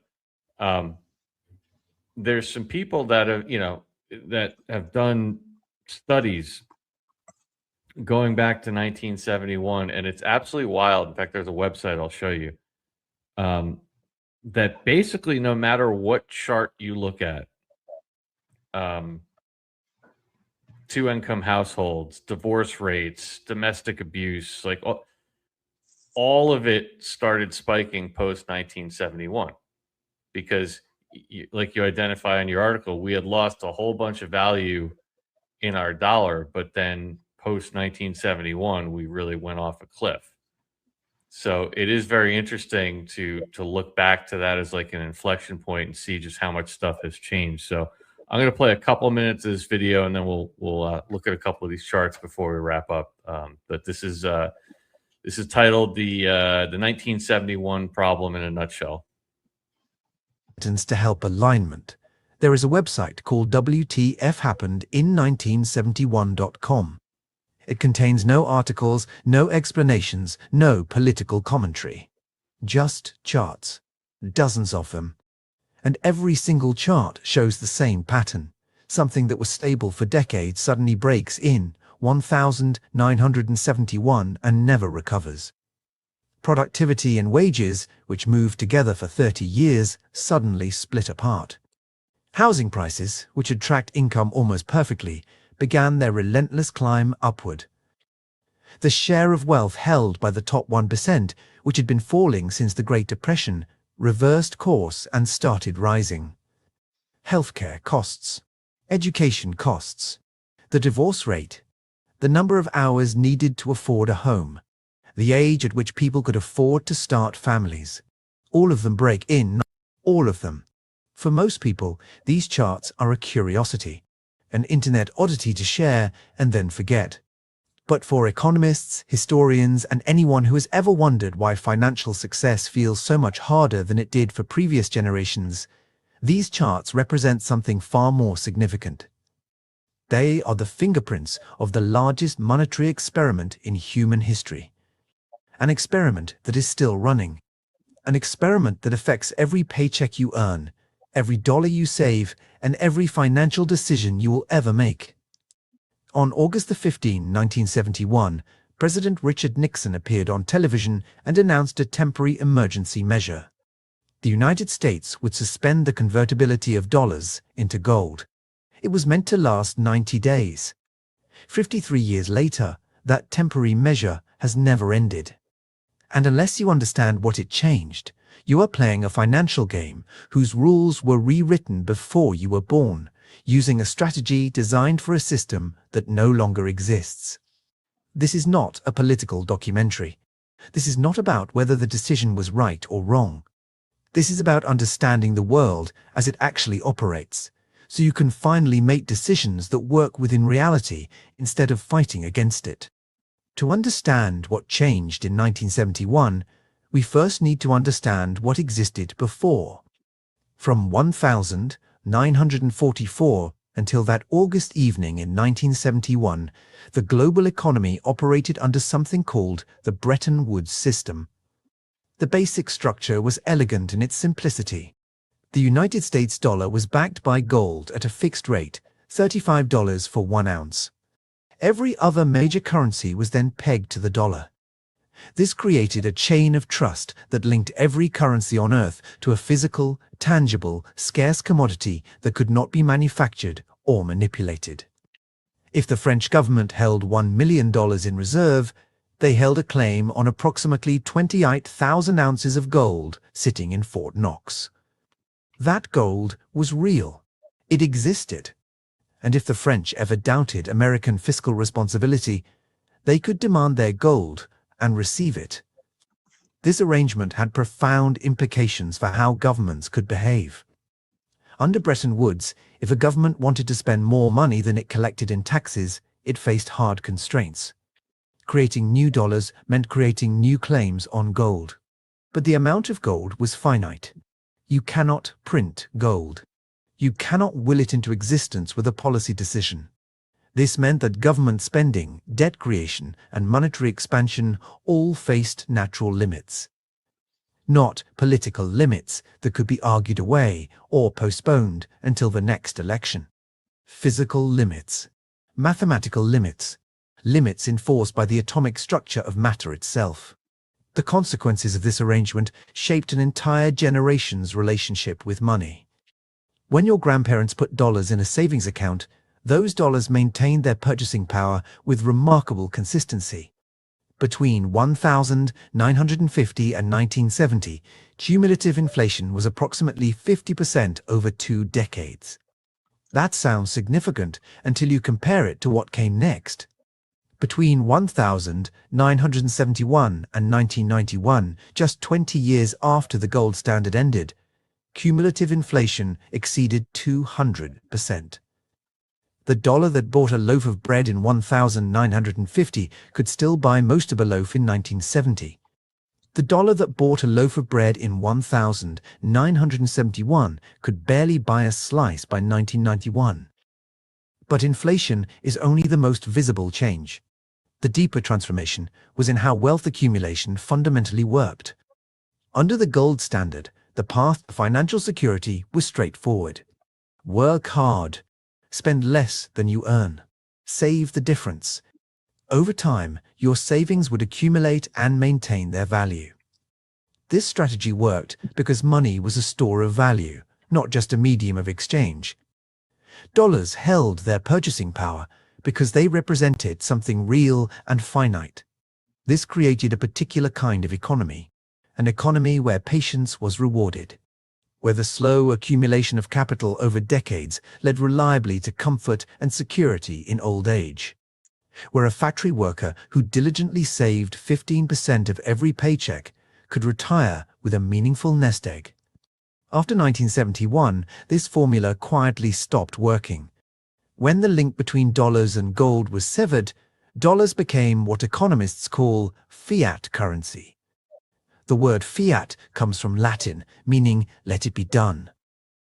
Fiat currency has value because the government declares it has value, because people accept it in exchange for goods and services, because there is no alternative. This might seem like a trivial distinction. Money is money after all. People still get paid in dollars, still buy groceries with dollars, still save dollars in bank accounts. The mechanics of daily life look identical, but the mathematics changed entirely. Without a gold constraint, governments gained the ability to create unlimited amounts of new currency. And create it, they did. It gives you a little bit of a backdrop. A lot of this we already covered, but I want to just quickly show you guys this site, because the bottom line is everybody got a whole lot poorer after this point, right? And this is that website. You guys can check this out if you want. It's just simply WTFhappenedin1971.com. And it's a whole lot of data. I'm not going to have time to go through all of them. Of course, this is the cause of the backlash against the boomers, because the boomers gave their children advice that would have been fantastic pre-dissolution of Bretton Woods. Yep. And it explains, look, even me personally, dude, it explains why, and I know I'm not alone in this. Patrick, you're about my same age, and even people where a lot of us graduated college and we were making these what our parents saw as really good salaries, right? And they're like, I don't understand, how come you can't afford anything? Because they were sitting back here somewhere and we were up here, you know, and they just never understood that. But like here's a great example. That the red is net productivity and the blue is hourly compensation. So here's that big 1971. And now, well, productivity is a lot higher and everyone gets paid a lot less for what they do. What else do we got here? Real family income.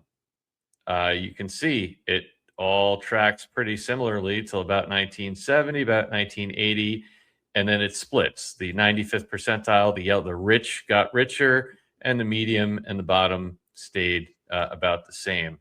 What else do we got? Let's find some good ones. Income concentration, you can see 1971. Income share of the top 1% relative to the bottom 90. So you see it was not that much back in 1970. Now you go over here and you see that the top 1% have a lot more of our money. What else do we got here? Real GDP per capita and median male income. You can see one shoots up, the other one stays steady. And same thing, female. This is a good one. Look at the percentages of households where only the husband is working. 38% down to 21. Both spouses working went from 47 to 68, all since 1970. And on and on and on. I would encourage people to really check this out. Look at this, the price of a can of tomato soup from 1970 till now. You could overlay the women's movement in here, and it would line up perfectly with it. Why the CIA was involved in pushing that. When I look at what happened in 1971, I think it was an attempt to keep us from having our gold fleeced from foreign countries. And what they decided to do was, then we'll just screw you over in these other capacities. Exactly. And so if you look at the 1970s, it was really high inflation, and the property values were way down if you factor in inflation. And so what ended up happening is towards the end of the 70s, foreign investors started coming in and buying all our properties. The Japanese came in and they bought a lot of the big buildings in New York City and stuff like that. And so they just figured out another way to take advantage of us. Exactly right. Yep. Look at the consumer price index for electricity, food, and fruit. Seems pretty normal until you get to 71. On and on and on. Home prices, you can see what happened there. This is actually a really good one, because if you look at the yellow and the blue, right, these two lines right here. So this is the median house price in New York and Boston. And then the bottom two are the median incomes in New York and Boston. So what you see is when you start from 1960 till just past 1970, what this chart is showing you is that and Eric mentioned this in his article, housing prices stayed relatively in line with incomes. And after 1970, you see the yellow and blue here, they shot up well above where incomes were. So the last study I did, I think it was something crazy. Like in 1961, it was something like you needed an average of like 2.5 years of salary, 3 years of salary to buy a home. And now it's almost 10. Yeah. So, and that was when you had one household income, not two working parents. Right. Here's one. Yeah. How long does it take to save for a house? 2.4 years in 1970, 6.9 in 2020. That's probably closer to 9 now because of the way house prices shot up after 2020. Yeah, it's at least 8.5. Yeah. Home price change versus income change. I don't think I need to tell you which line is which. Right. And on and on and on. I would encourage people to check this out. I mean, this even gets into things like divorce rate, violent crime. I mean, look at this one. National debt, 1970 to now. It's stunning. And this gets into a whole, it's staggering when you look through all this in detail, because it even breaks down things like I said, divorce rates, violent crime, gun violations, like all sorts of things, because it should be common sense to people. When people get poorer, obviously crime goes up. So, yeah, even this number of pages in the Federal Register, right? Look at government explode after that. Oh, Unbelievable. it's a nice little dip at the end there, though. Cloture voting in the Senate barely ever happened, and now look at that. It's crazy. So I encourage everyone to check this out. This is a great way to red pill people if you're talking to them about monetary policy. Show them Eric's Substack, watch this show, and then go spend some time looking at this website. Again, let me throw this up on the screen real quick. I'll put a banner up. This is the website. I'll link it in the description below as well. But it is WTF happened in 1971.com. There's a lot of good videos out there as well on this, but definitely an eye-opener. Well, good stuff, Eric. Enjoyed that one, man. And why don't we run down the line and do some final thoughts, and we will be back with you guys in 2 weeks for episode 4. Let me start with the one and only Patrick Gunnels. Guys, go to tulipblooms.shop. We have, well, first of all, follow me on all my platforms, but also go to tulipblooms.shop. Use promo code channel17 Monday at midnight. So you don't have much time for this one. It's going to be the last special we run for a while. Buy one, get one half off of everything at tulipblooms.shop, and throw in channel 17 as a promo code. You get another 10% off. We have new products on there, new fragrance accords. Now's your chance to try them all. tulipblooms.shop, promo code channel 17. Thank you for your attention to this matter. Good stuff, brother. Guys, once again, both Patrick's info and Eric's info are linked in the description below. We are streaming over on Patrick's Substack as well. So thank you to each and every one of you tuning in over there. Wherever you guys are watching, if you could please hit that positive affirmation button, heart button on X, thumbs up on Rumble, red pill over on Pilled.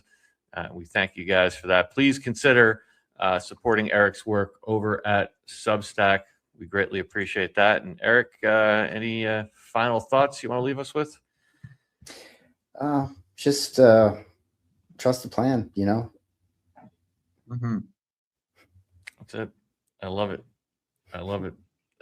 I think that's part of the reason I enjoy doing this show, is because we're getting into a whole new world, is starting to break down exactly what we're up against. And you start to look through these different things, and even at those last few bullet points that you put into your Substack there of the different things. Actually, all 3 of these episodes we've done so far, I think each one of them gives people maybe a little bit more clarity on exactly what Trump's been doing that maybe hasn't been getting the major headlines, but ultimately critically important to taking down this system.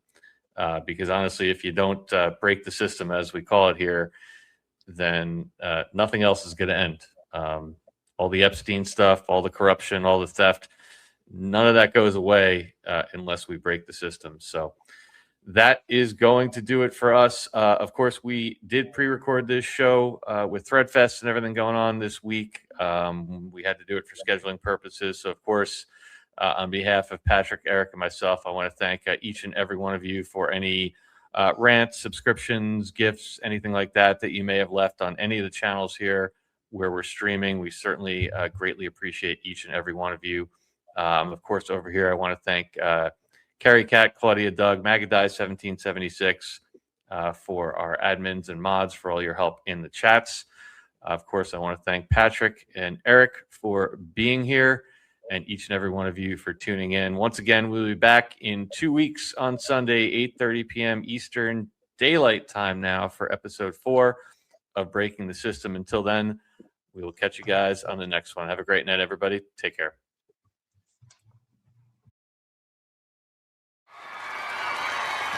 That song's from my old one-eyed father.